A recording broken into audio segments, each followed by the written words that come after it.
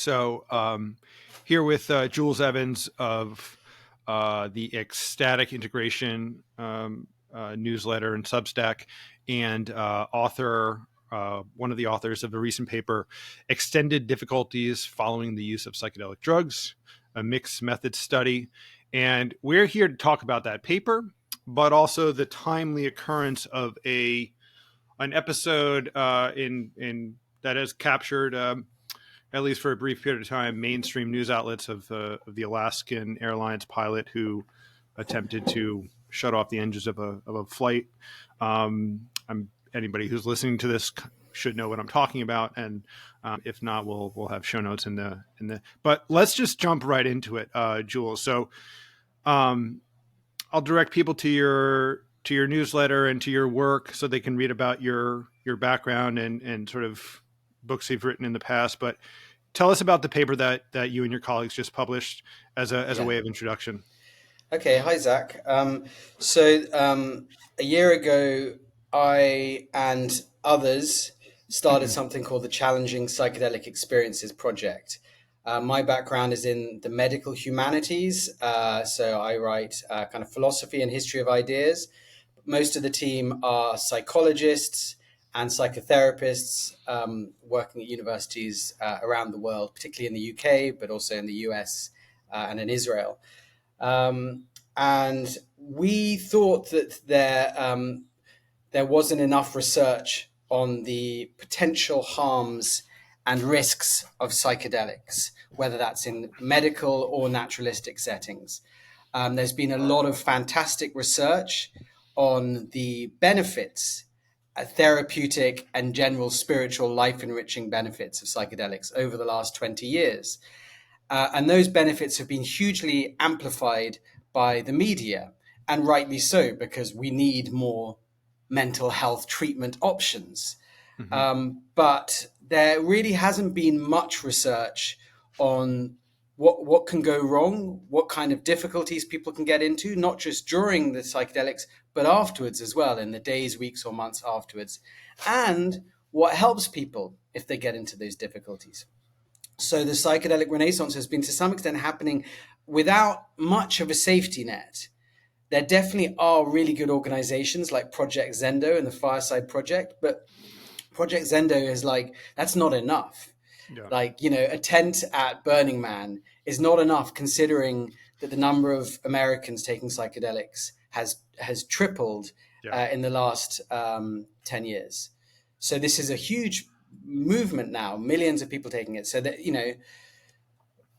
anyway, I'll get into the paper, but just briefly, we don't look at prevalence in this paper. We don't look at what percentage of people have difficult trips or extended difficulties. But let me just talk a little bit about that, because it's important. Yeah, please. To bracket that. Yeah. So in the last kind of year or so, that there have been some papers on that, looking at what percentage of people have difficult trips or difficulties after trips. For example, ICEERS, this really good NGO that looks at plant medicine, they published a paper on the global ayahuasca survey, which 11,000 people filled out this survey after taking ayahuasca. Wow. And they found that in this survey, 12% of people reported psychological difficulties after taking ayahuasca, for which they sought assistance. Most of those will probably just be for a few days. You feel a bit wobbly and so on, but that's one kind of data point. There was a good paper by Otto Simonson and other researchers. He's a great researcher in Sweden, which found that of people who took psilocybin in naturalistic settings outside of clinical settings, which is of course the vast majority of people, totally, 9% of them reported functional impairment lasting longer than a day. What is meant by functional impairment? Got in the way of their usual functioning. Interesting. Okay. Yeah, which isn't actually that bad, compared to other drugs or other treatments. If you're looking at something like SSRIs, you're talking about like, maybe 50% of people report some adverse effects, weight gain, libido being affected, and so on, up to really serious ones. So 9% is not bad. But nonetheless, it's significant enough that I think the industry needs to think about. Let's learn more about what kind of harms happen. How do we communicate them? How do we minimize them? And what do we do to help people if they experience them? Mm-hmm. Mm-hmm. Um, so that was what prompted us to start this project, and we were particularly interested in difficulties after trips. There's been some kind of papers looking at, how many people have challenging experiences, um, uh, but there's been very little on extended difficulties after trips. Yeah. Yeah. So about a year ago, we launched a survey and we asked people, have you ever had difficulties lasting longer than a day after a psychedelic experience? So we only looked at people who said yes to that. In other words, that's our data set. Yeah. Yeah. We got 608 responses from people who'd said they'd taken psychedelics and had difficulties lasting longer than a day. And we got quantitative and qualitative data from that. Mm-hmm. So the quantitative data is things like, we asked people, what substances did you take? And we found that some substances led to more types of extended difficulties, particularly DMT, ayahuasca, and LSD. And some Interesting. led to fewer types of difficulties, particularly MDMA and psilocybin. Interesting. This accords with other people's research. So, for example, in the Canadian Psychedelic Survey, which came out a few months ago, it's really another interesting paper, that found that ayahuasca led to proportionally more intensely positive trips and proportionally more intensely negative trips. So Interesting. ayahuasca just leads to very powerful experiences of Yeah. good or Yeah. bad. Yeah. We also asked people, did you have a mental health diagnosis before you Yeah. took the trip? And 30% of our data set had a pre-existing diagnosis, which again suggests that if you're coming to psychedelics for medical reasons, and you have like depression or anxiety or other problems, it means it's more likely you might have a challenging trip or challenges after the trip. Yeah. Again, that's to be expected. Yeah. And we asked people, did you have an experience of childhood trauma that you think might have contributed to your difficulties? And 40% of this data set said they did. Interesting. By the by, there is another paper I know of which looked at people who had difficult trips, and it asked them the same question: did you have you had childhood trauma? That paper didn't find a correlation between childhood trauma and difficult trips. So we are trying to figure out, as is the whole field, Yeah. what Yeah. what makes these things more likely. Anyway, then to come to the qualitative part of the paper, we asked people to just describe their difficulties to us. That's what we said. Just in a few words, tell us about the difficulties you experienced. We Mm-hmm. didn't steer them in any way. Yeah. Some people wrote a few words. Some people wrote several paragraphs. We Interesting. then we tried to categorize those types of difficulties. What we're trying to do is get a sense of the landscape of difficulties people sometimes get into. Yep. Yep. In this, by the way, Zach, we were following the lead of the field that researches adverse experiences in meditation, I was going to which ask is you about about, that yeah, eventually, it's but about yeah. 10 years older. Yeah. And about 10 years ago, Willoughby Britton at Brown University and her team, like Jared Lindahl and others, started researching adverse experiences that people experience in meditation, whether Mm-hmm. that's at a retreat or just doing an app or doing some mindfulness for 10 minutes. And they did the same thing. They categorized the kinds of varieties of experience people could Mm-hmm. have, just to kind of lay out a map Yeah. so people know, Perfect. okay, there's these things, those things, and so on. So we had 8 main categories. These were, let me see if I can remember. There were kind of cognitive issues. That could be things like confusion, ruminative, obsessive thoughts, visual distortions, memory issues. There were emotional issues, anxiety, depression, fear, and so on. There were identity issues, changes in your sense of identity. There were what else? Spiritual or ontological difficulties, like feeling like you're not in normal reality, feeling like you've come across a negative entity, and so on, and various others. Social difficulties, feeling disconnected from other people. So we had Yeah. 8 of these main categories, and then within them we had 60 types of sub themes. So the way you do that is you get 2 researchers or 3 researchers to read the same kind of entry and try to identify the kind of themes Yeah. they see. So if the person mentions paranoia, you'd make Yeah. that as one theme. If they Yeah. said, Yeah. I thought I was afraid other people were trying to spike me, then that's another theme, like fear of others assaulting you. Yeah. And you try to see if there's agreement between your researchers, so Got that it. you have a kind of reliable system. Yep. So we came up with all these different categories, laying out a map of the kind of difficulties people can get into, and there's they're quite fine grains. There's like fear that you're in hell, for example, or fear that you've encountered some kind of demon. I mean, those are Mm. similar but different. Mm-hmm, mm-hmm, mm-hmm. Um, so the most common types of difficulties, extended difficulties that we identified, were anxiety was the most common. In general, emotional difficulties were the most Mm-hmm, common kinds of difficulties. mm-hmm. People, and particularly anxiety. So I've got some quotes from the people here, for example. Um, So here's one. For about 18 months, I awoke with the sun every morning, full of a feeling of absolute terror.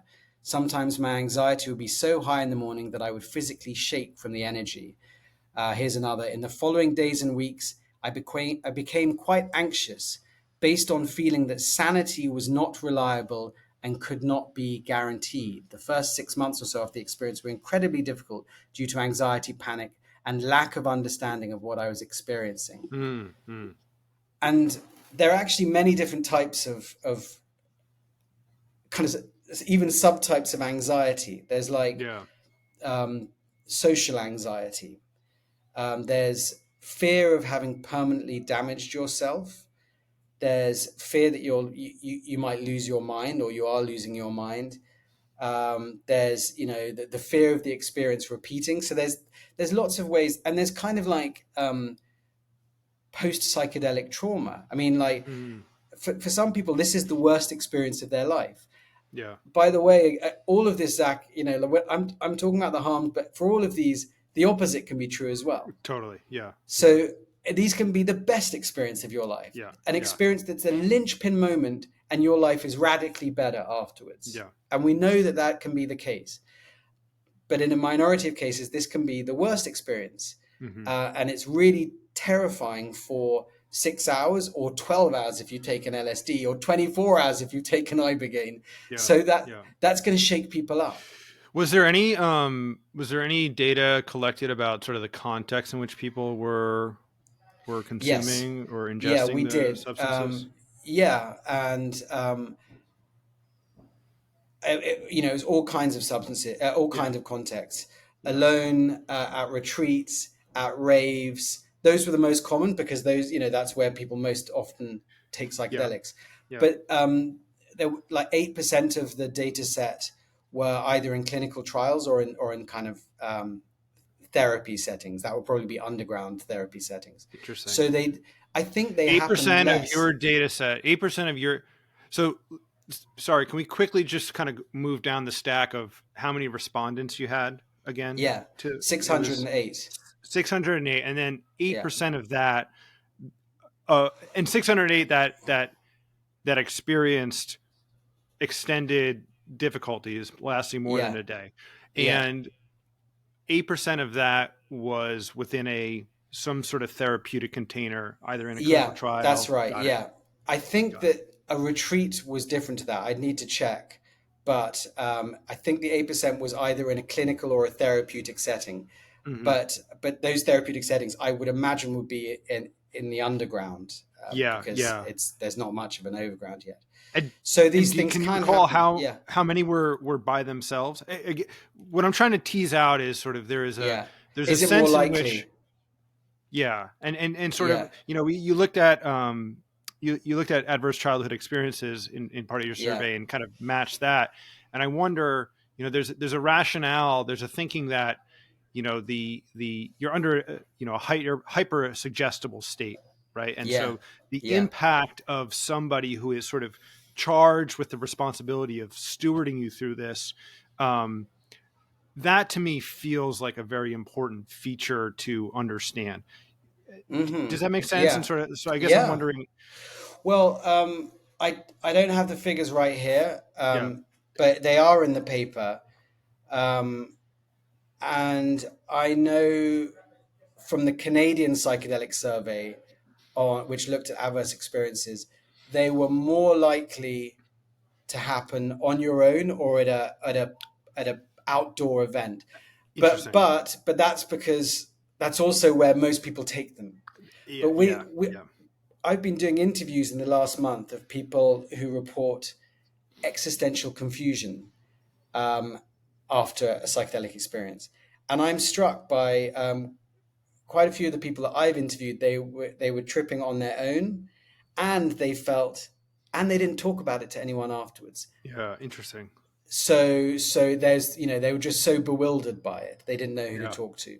yeah, Um, and this, of course, and quite a few of this was during the pandemic as well. yeah, yeah. So some of these we're talking about instances in the 70s, 80s, 90s, but quite a few were in the last few We're years. So recent. this was during the Interesting. pandemic. They were on their own and they were Yeah. going off on deep inner journeys and so on. Let me I'm sorry. just One more, real yeah. quick. The amount of the percentage of people who were either with a guide or seeking some sort of therapeutic intent. Do you have a sense of the No, we percentage didn't of that? ask about motivation, Mm, but other papers have. Again, I think the Canadian Psychedelic Survey, or possibly another paper, asked people about their yeah. motivation, and it found that boredom as a motivation was a predictor of more difficult trips. Interesting. Um, in the existential confusion paper that we're working on now, one of the things I've noticed in these interviews is a lot of people said, I wanted to know, I was curious, I wanted to, find out what's beyond the veil. So there's a certain personality type. People have different motivations, but there's a certain personality type, a seeker type, who are Yeah. drawn to psychedelics, and they're more likely to do high doses Yeah. regularly to try and go beyond. And sometimes they have experiences and they're like, what the hell was that? And Interesting. it kind of confounds their ability to make sense of it. But I Interesting. think motivation is an important question, and it's not one that we included in our survey, Hmm. but other papers have. Um, yeah. So and like I said, they found that that boredom as a motivator. Yeah. There's now a few papers looking at possible risk factors for bad trips and extended difficulties, and they need to be pulled together into some kind of strategic review to say, because there's about six or so papers now that say different things, like you're more likely to have a difficult trip if you're or extended difficulties if you're single as opposed to married because you have less social support, or if you're a woman as opposed to a man, or these kinds of things. But they need to be drawn together because they don't. There is some agreement and some disagreement in these Yeah. papers. Yeah. Let me just list these. I've got Yeah. Please. four other kind of principal categories. So we've talked about anxiety. Yeah. Another common extended difficulty was social disconnection. Hmm. People have a powerful experience. It could be an intensely negative or scary one, and they don't know who to talk to. Who could I talk to about this thing? So it makes them feel just socially disconnected. Again, we know that psychedelics often make people feel more connected to the people on the retreat, or to their family, or to nature in general. But in a minority of cases, it makes people feel less connected to other Yeah. people, more alone. Um, Another issue is what I've been talking about: existential confusion. again, we know that sometimes people take psychedelics and they feel a massively heightened sense of meaning. Now I get it. Now I understand. Now the universe has given me a message. My life is clear to me. That happens a lot. But sometimes, maybe you and I can both relate to this. You have experiences that are they're just bewildering. Mm-hmm. They're beyond our human capacity to understand it. So people say, I was talking to aliens for several hours and it all made sense, but I can't remember what the message was. And are aliens real? Because I hadn't really thought of that before. And I was interviewing this person. He's like, I'm from this small town in the middle of England. Like, none of my mates would understand this. Who do I talk to about this? Yeah. Or we know that people have profound belief shifts. Yeah. It's really amazing, the data, the number of people who Yeah. say they're more spiritual afterwards, less atheist, more open to an animist universe. Yeah. But sometimes that shift is really confusing, right? Yeah. This is your worldview is changing, Yeah. and you might not have people around you who Who can make sense of understand it? the new Yeah. you, the new worldview. So Yeah. I can relate to that. It can take a few years to Mm-hmm. stitch that together into a new worldview, and that sometimes means a new peer group. Yeah. You know, so yeah, like we're not a very ecstatically literate culture Mm-hmm. yet. Mm-hmm. So people are blasting off into these kind of mystical experiences, which they're not often prepared for or Yeah. expecting. Okay, very briefly, the other kinds of issues that we see quite commonly, the most common types of difficulties were visual distortions. Sometimes people just have these, trails or blurs or visual Yeah. snow that Snow globe. can last for days or weeks. Sometimes in we don't know how often, but sometimes it lasts for a long time, Mm-hmm. and there isn't that much research on that kind of Yeah. hallucination, persistent perception disorder yet. Um, and then we saw derealization and Yeah. depersonalization. So 15% of our data set um, reported symptoms like that. So that could be things like um, reality felt unreal Yeah. afterwards. Like I thought I was in a dream. It felt like I was in the Matrix. Yeah. I felt like I was looking at reality through a glass. Yeah. I felt disconnected from my previous self. I felt Mm-hmm. fragmented. So this, these were sometimes people specifically said depersonalization and derealization, or sometimes they use these kinds of phrases like, um, you know, I felt like cutting myself because I didn't Yeah. think I was real, or Interesting. or I felt like surreal, ghostly, all that kind of thing. Um, and I think what's important is that often people these are really unfamiliar kind of experiences, Yeah. and people don't expect to experience them after the trip. Yeah. They're Yeah. like, okay, I knew I was in for a roller coaster for 6 hours or so, but I thought Right. then that would be it. I'd be out of the Yeah. fun house. Yeah. And yet they're still in the fun house a day after, a week after, a month after. And of course, that's very scary. Yeah. And there's So a lack of information for them. where I want to take this now is I'm glad you ended on that piece there. Sounds like your daughter in the back or child in the Yeah, back. yeah, I'll close this. No problem. I know the experience. Um, is there two questions? Is there a literature on depersonalization or derealization uh, outside of psychedelics? Like, is there a sort of a Yes, body of literature that sort of like has looked at this in other contexts? yes, there is. There are. It's not been hugely researched, Mm-hmm. but there are, for example, there's a derealization unit at University College London. There are derealization charities. There's one called Unreal in the UK.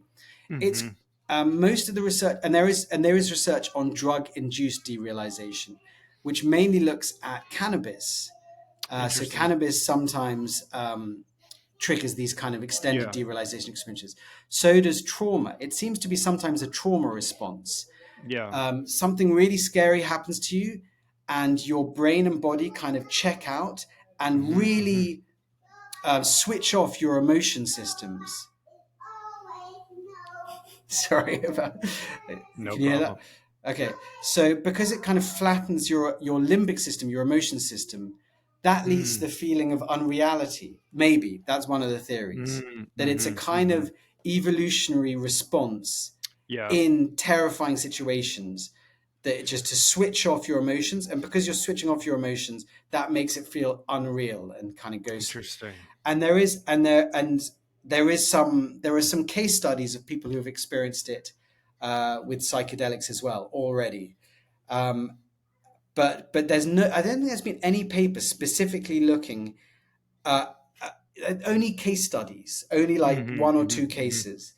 Our research is one of the first bits to say, like actually to have a whole list. We have like over 90 accounts of it Yeah. in our paper. So 15% of our data set.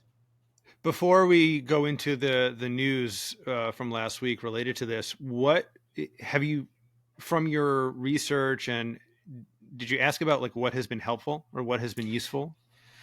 Yeah, we did. We asked people exactly that. What did you find helpful in dealing with these difficulties? And we got a whole lot of responses. Sometimes people said, unfortunately, like they tried everything, nothing helped. But thankfully, most people said they had eventually found things that had helped them. But they had to kind of figure it out for themselves, Yeah. because we don't have that support structure in place. But so it was the kind of, some things that you would expect. So the most common thing that people said they found helpful was talking to friends and family, and just finding Yeah. someone. We asked what was helpful about the support. It was like sympathy, Yeah. someone listening to me, reassurance, other people having similar stories. People, if you have friends or family who are familiar with psychedelics as well, that Yeah. makes it much, and can say, oh yeah, this something similar happened to Yeah. me. Don't Yeah. worry, you're probably going to be okay, Sure. or try this or that. So that was super helpful. Likewise, some people went to, they've sought professional support from a therapist, psychiatrist, or from their guide. Hmm. Um, this could be helpful, but actually, one thing was interesting was both. We also, people also told us when it wasn't helpful, and Yeah. when people turn to friends or family or to professional support for help, it seems like it may have been not helpful more often than it was helpful. Interesting. Interesting. Um, why? Because either people dismissed it. Hmm. I mean, um, they said there's nothing to worry about, or just sounds weird, or they were too quick to pathologize it. They Mm. said, oh, it sounds like you've broken Interesting. your head. Yeah. Or sometimes they were too quick to spiritualize it. Hmm. People in the psychedelic community said, hey, have you seen this as an initiation? Hey, this is part of the spiritual process. Now, it is true that a lot of people, in our data set, did end up seeing this as ultimately healing to them. However, if other people are too quick to kind of, Yeah. to kind of see this, Yeah. just, hey, this is just part of the spiritual process.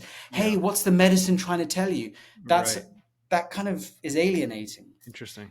And then people use all kinds of self-care practices, like meditation, cognitive techniques, like trying to observe their symptoms and Yeah. accept them, like okay, I'm experiencing visual distortions again, let's just Yeah. observe and accept it. Yeah. So what else? Exercise, other ways of getting back into the body: Yeah. exercise, tai chi, yoga, spending time in nature, cold baths, or Interesting. swimming. Yeah. Because sometimes these, either they're experiencing anxiety or Yeah. kind of slightly weird derealized altered state symptoms, so it's very helpful to get back into their body, people said. Yeah. Yeah. That makes sense. I was going to um, ask you about that. I was just going to comment. There's a similar phenomena in. I'm most familiar with it in the treatment of physical pain symptoms, where the nocebo effect Mm-hmm. it kind of is rampant because the diagnosis or the explanation of somebody's pain Mm. further uh, uh, is adding fuel to sort of the fear avoidance cycle that they're already living with. So, for example, like Sure. if somebody has like you have a slipped disc, and that is the example of the cause of someone's like low back pain, for example, like Yeah. that conceptual understanding is actually antagonizing to any sort of therapeutic healing because it is Yeah. further pathologizing and it's modulating people's sort of like conceptual understanding and then behavior. And so what Right. happens is their range of motion and their capacity to move and experience life just kind of Yeah. shrinks, and it's this progressive kind of shrinking. And Yeah. maybe this is a bit of a tangent that I'll cut out, but it just seems like I'm glad you pointed that out because it is almost as if you're just saying like one of the things that was helpful was a non-judgmental, non-directive person that can just exude compassion or empathy Yeah. and And not love. offer Yeah. solutions. Yeah. Yeah, that's right. But I think you're right about the nocebo aspect. And this is why we want to try and eventually disseminate information about common types of difficulties and what people say is helpful for those types of Yeah. difficulties Yeah. across the field, including to psychiatrists and to emergency rooms. Because imagine someone's in an altered state, um, for in the days or could be weeks after a really bad trip, and they end up in an emergency room or with a psychiatrist, and there's an Yeah. authority figure Yeah. who, when they're in this suggestible state, says, um, "You're psychotic, or you have a permanent psychotic disorder," and that's a kind of and sometimes psychedelics can unfortunately trigger kind of issues which require lifelong medication. But for a lot of the time, these are temporary Yeah. distortions in self and reality.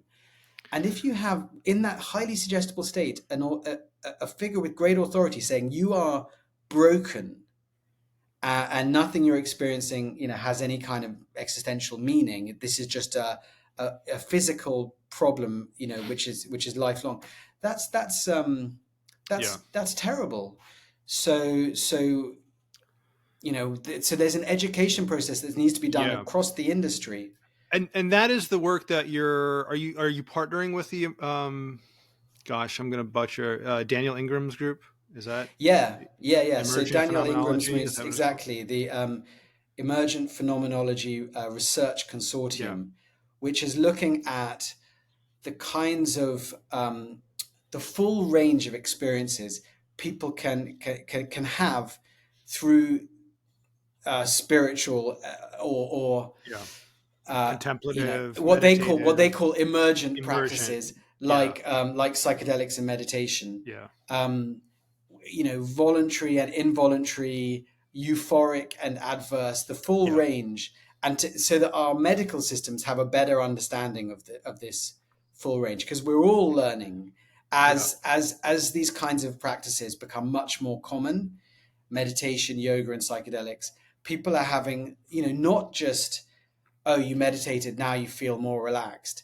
They're Yeah. having, all the full range of experiences. Totally. But if you're outside this little Overton window of the expected experiences, then you get bewilderment, or you get Yeah. othered. So there was, to talk about this episode in the news in the last week of this of Yeah. this off-duty pilot who tried magic mushrooms, possibly as a kind of alternative treatment for their depression. And then what seems like, from what we can tell, they didn't sleep for 2 days. Hmm. So that would have kind of heightened, they had a bad experience, bad reaction. They then boarded a flight and thought that they, according to their own words, thought they were in a dream, wanted to wake up and tried to pull the emergency cords in the plane, which would have switched off the engines. They got arrested, this person, Joseph Emerson, and they're now facing 83 counts of attempted murder. So their life is has been seriously kind of damaged by this episode, um, and a lot of, it's interesting how the industry has reacted. A lot of the psychedelic industry has said he couldn't be still affected by psychedelics 48 hours later. These things only last 6 hours. Well, we know that psychedelics can lead to profound personality changes Yeah. lasting for years. That's the reason everyone's so excited about them, Yeah. because someone can be an alcoholic or Right. chronically depressed, and they, their reality can be altered. And we also know that people can be in an altered state for days or weeks. Yeah. As Daniel Ingram put it, some people take psychedelics, they go up, they're weird for a bit, they come down, they're exactly the same. But some people go up, and where they come down is different. It can be Hmm. radically better, or it can be you're in some, weird Yeah. space for a Yeah. while. I mean, Um, part of the lore, and I think part of the narrative has to do with their unique qualities of their toxicology sort of profile, right? So yeah. you think about a lot of other drugs that have a upper limit of, Mm, of capacity, or clearance capacity, you might say. And so yeah. there's an inflection point where an opiate or alcohol, or some other Yeah. compound will be detrimental, or I should say Yeah. lethal, right? Yeah. It doesn't seem to be, it seems to be an odd quirk with these compounds, right? There's no upper Yeah. limit from a toxicology perspective. Yeah. Equally, there is, and this is kind of going back to David Nutt's work from a few years ago, and it's probably Mm, been revised, but the kind of the classical kind of addiction potential that we think of with opiates, or alcohol, for example, like that yeah. cycle of tolerance doesn't, it seems to be different, or not as obvious or evident with psychedelics. And so Yeah. there's a framing that they're, and don't get me wrong, that's fucking fantastic, Yeah. and that is like an incredible feature. um, Yeah. and I remember writing about this with the publication of Compass Pathways Phase 2 study, where there Yeah. was a significant portion, or significance probably not the right word, but um, a notable portion of suicidal ideation in the treatment group. And it was like the first time that I saw this sort of collective, like, I thought they're non-toxic, I thought they're non-addictive, Mm, but it's almost like an existential risk, or I can't remember how I described it, but it's like, mm-hmm. it is a psychological kind of um, uh, yeah, risk, I guess you would say, that Mm. is, I think, what we're talking about here, Yeah. You're that may right. have been like blown out of proportion and used as like a scare tactic 50 years ago, Mm-hmm.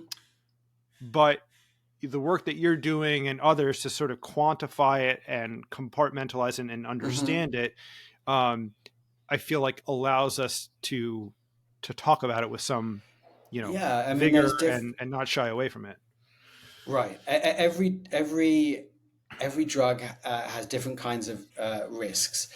Um, Alcohol has risks. It has, the risk of behavioral toxicity, physical Hmm. toxicity, and a serious addiction risk. Yeah. But most, but with psychedelics, it's like this, you can try them once, and it can, and in a minority of cases, well, it can affect you positively for years. Yeah. That's how the whole psychedelic renaissance started. Remember with that, the Roland Griffiths paper in 2006, Hmm. one dose of magic mushrooms leads to Yeah. positive long lasting changes. Yeah. which that's the amazing thing about it. That's that in very few drugs where you take it once and it leads to these long lasting changes.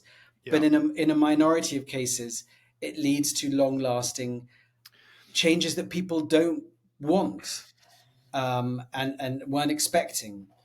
So that's the kind of profile. But let's learn about the harms and risks, and because that way we can minimize their likelihood. Like, Hmm. okay, it seems more likely in these settings with or this mindset, Yeah. Right. or Right. in the days afterwards if you do this and that. Yeah. But It also seems then, like the concepts of preparation, support, and integration are in their infancy, or yeah, are well, there practices, like how do we make sense of what to do within those kind of buckets that exist? yeah, And well, yeah, and yeah. before we run out of time, I do want to kind of come back to like sort of the Mm, narrative layer and the mhm, effect of this episode. But mm. don't want to Well, yeah, disturb there your was a thought. paper recently, like a month ago, that came out from Imperial College by Rebecca Bremler and other authors. She interviewed people who'd had extended difficulties after taking psilocybin, I think it was 30 people, and she suggested that in all those cases there were certain kind of red flags before they took the psychedelics. That would be, not good preparation, psychological vulnerabilities beforehand, too high a dose, and bad set and setting. So that's an interesting hypothesis, and I think I'd be interested to see. I think it might fit with our data set as well. But of course, if you're talking about you know people who have psychological vulnerabilities trying psychedelics, well, that's a lot of people, because these have been marketed as these Yeah. will solve the Right. mental health crisis. So Yeah. that's a lot of the new people kind of turning to psychedelics in the last 5 years Yeah. or so. Yeah. Yeah. So, but yeah, so we can try to work out some of these kinds of um, you know issues where we can flag them, so someone might think, okay, maybe I'm not going to try psychedelics right now, I've got too much going on in my life, or like, okay, I know the risks, but my situation is so bad that I'm prepared to accept them. Okay, fine, but then you think about putting support in place afterwards, Yeah. maybe telling a therapist, telling your friends, Yeah. okay, look, I might be in a shaky state for a few days afterwards. Can someone watch out for me, not just during the trip, but Hmm. kind of Hmm. maybe potentially be there for me in the days afterwards as well. Yeah. Yeah. But also, I Um, think that the crucial thing, Zach, is like just better information, yeah. so that if people get, when I was at Psychedelic Science, this huge conference in June, and I met someone there who had smoked DMT 4 years ago, and he'd gone through all kinds of weird symptoms afterwards, kind of derealization type symptoms, Hmm. Hmm. and he hadn't didn't have any sense that this could happen to him for like years afterwards, and he hadn't found any information about it. Someone had said, "Oh, this sounds like a Kundalini awakening." He thought he might be going psychotic, Hmm. and it took him a years to find a book by Stan Groff which talked about spiritual emergency, and he Spiritual. was like, oh, thank God that here's someone talking about this. He Hmm. flew to Denver for this conference thinking maybe I'll find out some information there, and he was like, where are the panels on harms? Mm. So there's going to be a minority of people who have weird experiences, difficult experiences, extended difficulties, and they're going to be very scared, and they're going to Yeah. feel very alone. In our research, what do they say they found helpful? Information and Yeah. similar stories. So we would like to get more information, like these are the things that can happen in a minority of Hmm. cases, just so Yeah. people have access to information. Yeah. um, and it raises this question of how do we do a proper communication strategy about risks and harms. Like at Psychedelic Science, I saw Michael Pollan and Bob Jesse, Hmm. two of the founding figures of the psychedelic renaissance, And they both were saying, okay, maybe it's time we started talking more about risks and harms. But like, how do we do that? You think Yeah. about the massive amplification that we've had for benefits from like, um, you know, Netflix documentaries like How to Change Your Mind or Have a Good Trip or Fantastic Fungi or, Yeah. the Joe Rogan podcast. So many episodes about the benefits of psychedelics. I don't think, Rogan has talked much about the risks or harms. So, where are the public health campaigns saying, okay, these have become increasingly popular, but these are some of the risks or harms. Instead, what we get is the industry coming out and saying this pilot couldn't have been affected by psychedelics 2 days afterwards because it's out of your bloodstream by that point. So this person was probably messed up already. Senator Scott Wiener said this person should be prosecuted to the full extent of the law. If you go onto psychedelic Reddit, you get people saying, what a moron, what a shithead, this guy's put back the movement. So, massive Yeah. animosity and othering of anyone who has Yeah. negative experiences because they're harming the movement by Yeah. having negative experiences. So that's one of the challenges. Like, how do we have a concerted, you know, campaign? Just saying most people have wonderful experiences, and so that's I hope that most people think that there's long term there's a place for these Yeah. substances in our culture. People are already taking them in their millions, and most people are really being helped by them. But there's a minority who have some kinds of difficulties eventually, and I think if you take Yeah. psychedelics enough, you're going to have difficulties. Um, I should emphasize that again, many people who have these difficulties nonetheless still feel that they benefited from them. I was just going to ask you about sort of the concept of the dark night and this sort of Yeah, the literature, from seemingly a broad range of spiritual traditions about this concept of yeah, a fallow or a difficult period that is, on the map of meditative or contemplative or spiritual paths. And if there's right. anything like of substance that is useful or utilitative or practical from these, or is that still too Uh huh. early in this like line of inquiry? Well, when it comes to meditative experiences, yes, there is a lot in spiritual literature about difficult stages on the Mm-hmm. contemplative journey. So, people talk about the stage of arising and passing. People, mystics have talked about the dark night of the soul, the slough of despond, these kinds of, like, it's not all light and love. Yeah.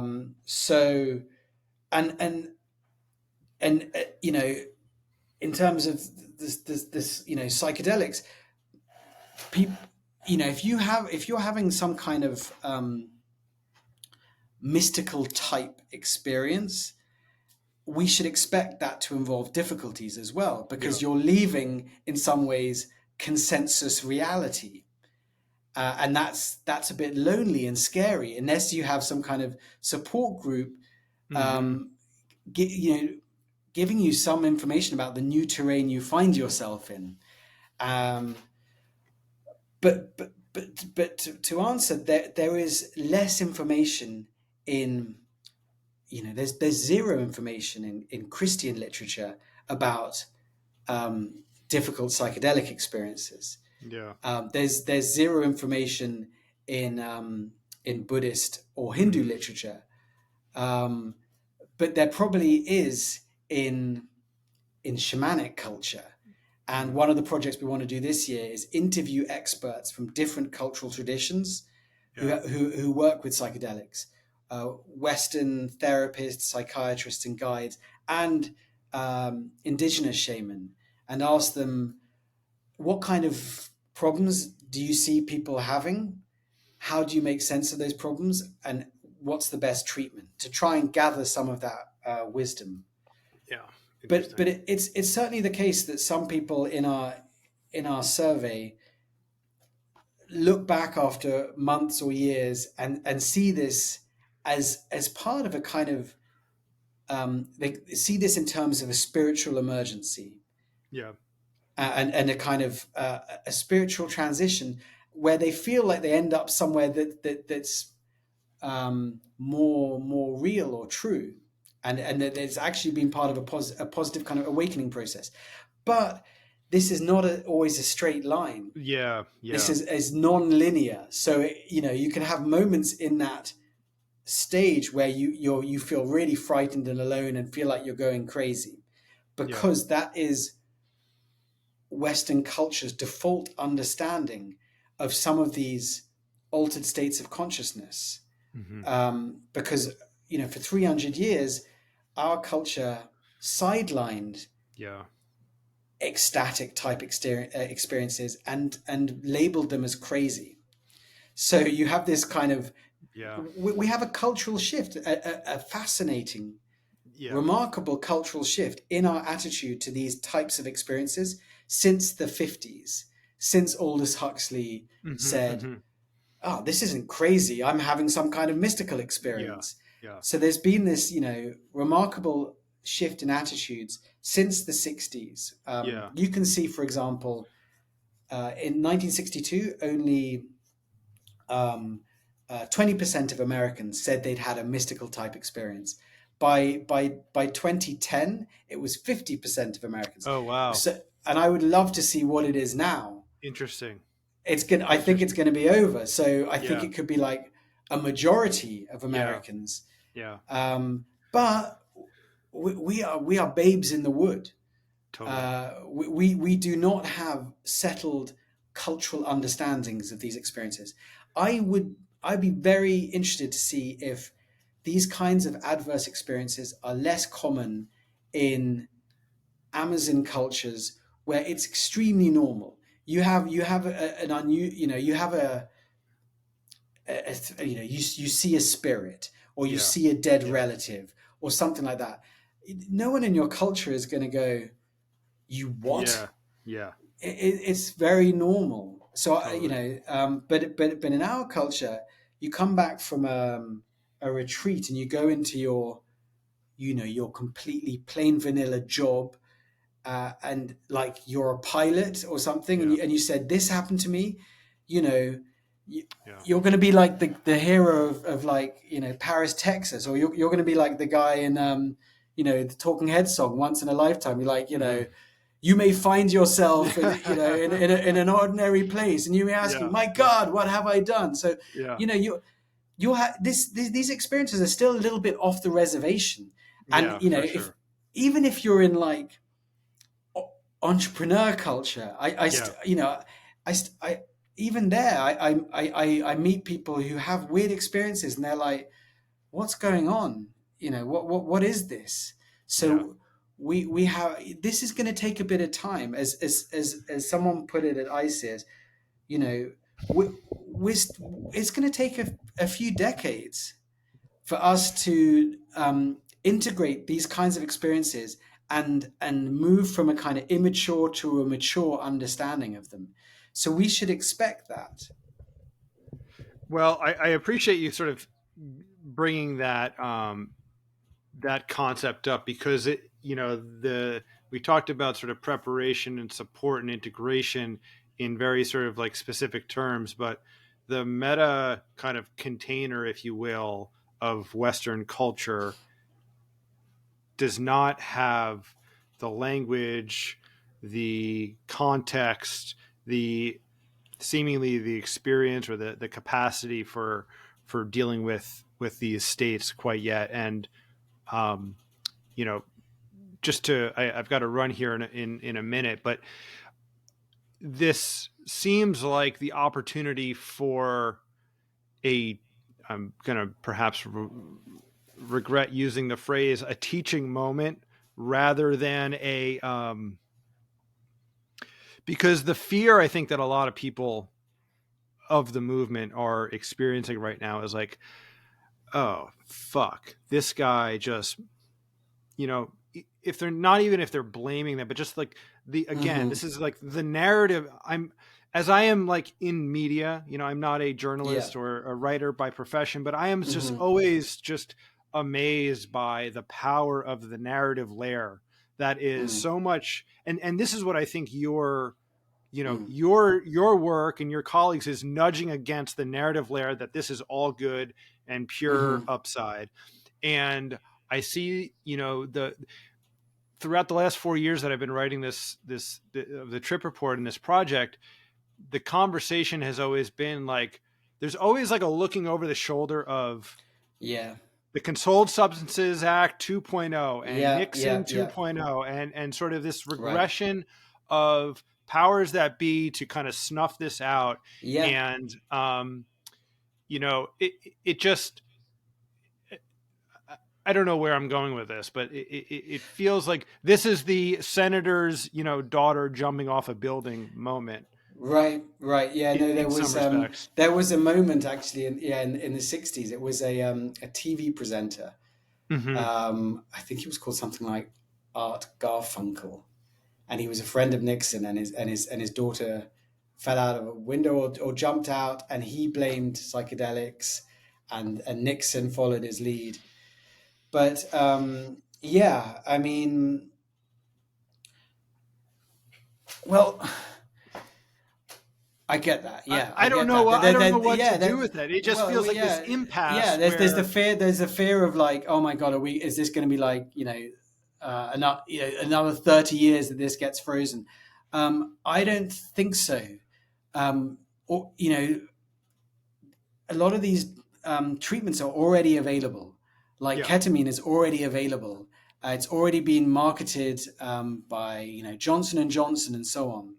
There is there's such a broad cross-party yeah, desire for mental health treatments. yeah.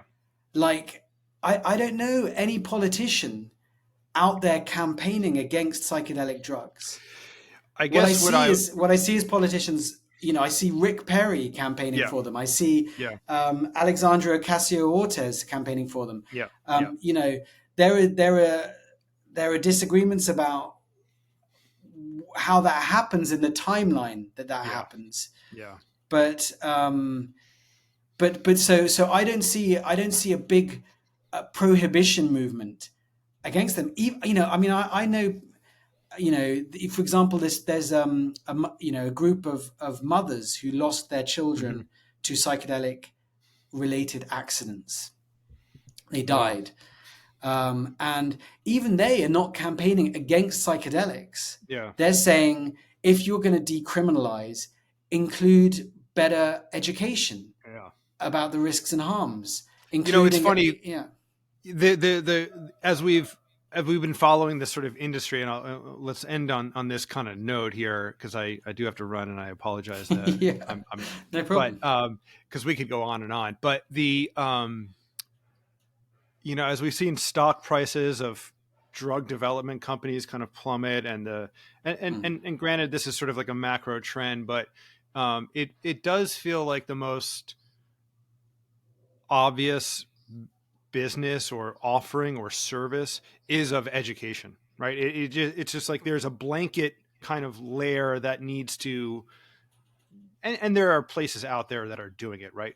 Websites and various media entities, but um, it, it will be a decentralized kind of it's there's no top down sort of like mandate. I think that will exist, and so again with the challenge and the opportunity that I see is making sense of an increasingly um, novel space, novel in some respects, novel at the intersection of Western culture, mm, and making it, is it palatable or mm-hmm, intelligible or digestible for mm-hmm. broader folks. Right, So right, right. um, Let yeah, me. Can I respond very quickly? please, yeah.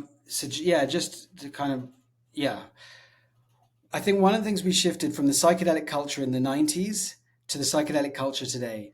In the 90s, um, if you tripped, you would often you'd need to know someone in the community to get Precisely. access to it. Precisely. You'd be part of the Grateful Dead scene, and Yeah. the Grateful Dead scene, they kind of practiced Yeah. responsible drug taking. They handed Yeah. out leaflets on how to trip. They looked out for each other. They go around and say, "Look, don't do nitrous oxide standing up." Right. You know, so there was a community that would try to kind of look out for Yeah. each other and take care of each other.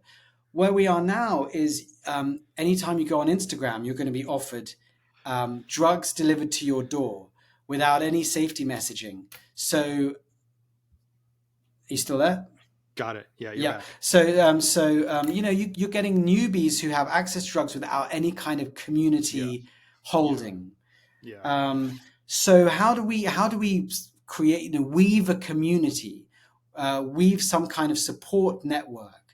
I think you're right that it is going to be bottom up, and that education and integration is a big kind of missing bit. It's not just about the magic experience, and you do have some companies looking at that now. Rosalind Watts set up ASA integration. I believe Beckley are setting up kind of Beckley Academy Yep. to try and help people, like, okay, afterwards, like what makes sense of this. Yep. There are peer support groups Yep. where people, because you know, a lot of the people we interview, they say, I've never spoken to anyone about this. Yeah. Who do I Yeah. speak to? So I agree with you. There's this kind of bottom up thing, and by the by, some of those you know, communities might be a little dogmatic. So that's I was something just to going to watch out say, for. you know, how do we need the community and the sort of the connection without the Without the cults. cult. Yeah. Exactly. So that's something to watch out for. that'll be conversation number 2, Jules. Yeah, but I do think, just finally, there is a Yeah. top-down thing as well. Like, it's also the government's job to communicate. You know, that's the job of public health. Yeah. Um, Yeah. you don't expect the tobacco industry to accurately communicate the Yeah. risks and harms of tobacco. Don't expect the alcohol industry to accurately communicate the risks and harms. It's also the job of public health and of Yeah. states, and they should have budgets for this. They're behind the game. There's been a steep rise in the number of people taking psychedelics, and it's also the job of government to do research. There's very little government-backed research, and to do proper communication and have proper support. So I think it's bottom up and top down. Yeah. To be continued, Jules. Yeah. Yeah. Appreciate your time. And like I said, I'm going to try to get this off on Thursday in the newsletter. And I think it's very timely. So appreciate it. Great. Okay. Very nice to meet you in person, Zach. Yeah. Cheers. Talk to you soon. Bye-bye.